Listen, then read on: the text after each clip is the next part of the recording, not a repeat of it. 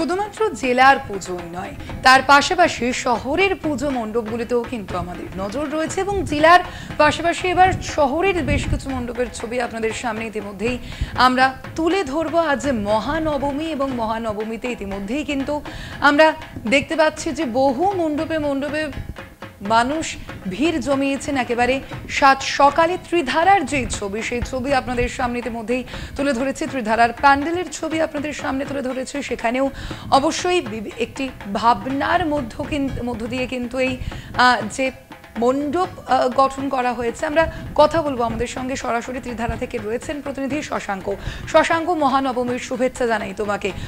শশাঙ্ক, আজ নবমী, একেবারে কাল কিন্তু দশমী, মাকে বিদায় জানানোর পালা, এবং তার আগে আজ মহানবমীর দিন ভিড় কেমন চোখে পড়ছে সকালে?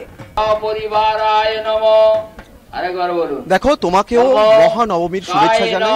এই মুহূর্তে আমি রয়েছি ত্রিধারা পুজো মণ্ডপে। ত্রিধারার এবছরের থিম হচ্ছে চলো ফিরি।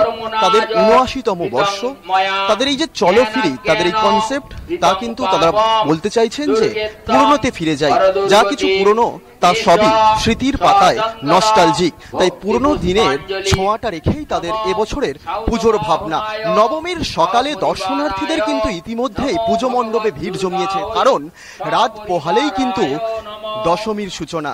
তাই নবমীর একেবারে সারা সকাল থেকে সন্ধে এবং রাত পুরোদস্তুর তারা পুজোর মধ্যে দিয়ে কাটাবে এবং প্যান্ডেলে তারা যে আসবে সেটা স্বাভাবিক। বৃষ্টি, আবহাওয়া দপ্তর থেকে বলেছিল আজ থেকে বৃষ্টি হতে পারে, তবে সেদিকে তাদের কোনো ভ্রুক্ষেপ নেই। তার কারণ বাঙালির কাছে শ্রেষ্ঠ উৎসব দুর্গোৎসব। সেই দুর্গোৎসবকে তারা তাদের মনের মণিকোঠায় এবং স্মৃতিতে রাখতেই কিন্তু তারা পুজো মণ্ডপে ভিড় করেছে। এই মুহূর্তের ত্রিধারার ছবিটা দেখাবো। পুজো মণ্ডপে কিন্তু দর্শনার্থীদের ভিড় কিন্তু রীতিমতো নজর কাড়ার মতন। আমি কথা বলবো দর্শনার্থীদের সাথে। এখনো পর্যন্ত কটা ঠাকুর দেখলে? তিন চারটে। সকাল থেকেই ত্রিধারাতে বেরিয়ে পড়েছে। হ্যাঁ, সারাদিন ঠাকুর দেখা হবে? না, বাড়ি চলে যাবে। দেখো, দর্শনার্থীরা তারা কিন্তু রীতিমতো সকাল থেকেই ঠাকুর দেখতে শুরু করে দিয়েছেন এবং ত্রিধারাতে এই মুহূর্তে পুষ্পাঞ্জলি হচ্ছে। আমি কথা বলবো কর্মকর্তার সাথে। তারা এই বছরের যে পুজোর থিম, তাদের পুজোর ভাবনা ঠিক কি, সেটা নিয়েই কথা বলবো। নমস্কার সবাইকে, সুশারদিয়া। এবছর ত্রিধারার ভাবনা হচ্ছে চলো ফিরি। চলো ফিরি বলতে আমরা এখানে দেখাতে গেছি যে আমাদের এখানে যে গুহা, এই যে আগেকার দিনে তো তখন আর সিমেন্ট এদের মন্দির ছিল না। আমাদের মনীষীরা, আমাদের যারা ছিল, তারা তো ওই গুহাতে সাধন ভজন করে সাধনা ধর্ম করেছে। এটাই দেখানো হয়েছে, রিটার্নিং টু দ্য রুটস, আমাদের যে মূল যে শিকড়, সেটাই দেখানো গেছে এখানে চলো ফিরে। আমাদের মাতৃ প্রতিমা, সেটাই ওই আগেকার দিনের ওই পাথরের স্ট্রাকচারটাই দেখানো গেছে। অনেক ধন্যবাদ। কর্মকর্তারা কিন্তু বললেন যে এই চলো ফিরির যে কনসেপ্ট, চলো ফিরির যে ভাবনা ঠিক কেন তারা ভেবেছেন, এবং আগেকার দিনের যে মাতৃমূর্তি এবং সেই মাতৃমূর্তির যে আদল, এবং সারা মণ্ডপে যে পাহাড় কেটে কেটে খোদাই করে সংস্কৃত অক্ষরে যে লেখা হয়েছে বিভিন্ন হিন্দু ধর্মের রীতি রেওয়াজের কথা, এবং একই সঙ্গে সারা মণ্ডপ জুড়ে কিন্তু পাহাড় খোদাইয়ের মূর্তি, এবং একেবারে মণ্ডপের সামনে নান্দি মূর্তি রয়েছে, সেই সঙ্গে সুদীর্ঘ বিশাল। শশাঙ্ক, শুধুমাত্র বড়রাই নয়, বড়রার পাশাপাশি কিন্তু আজ আমি দেখতে পাচ্ছি আমাদের ক্যামেরায় যে খুদেরাও কিন্তু সেখানে উপস্থিত হয়েছে আজ। তাদের সঙ্গে একটু কথা বলা যায় কি? একেবারে আমি এখন ক্যামেরা পার্সনকে দেখাতে বলবো যে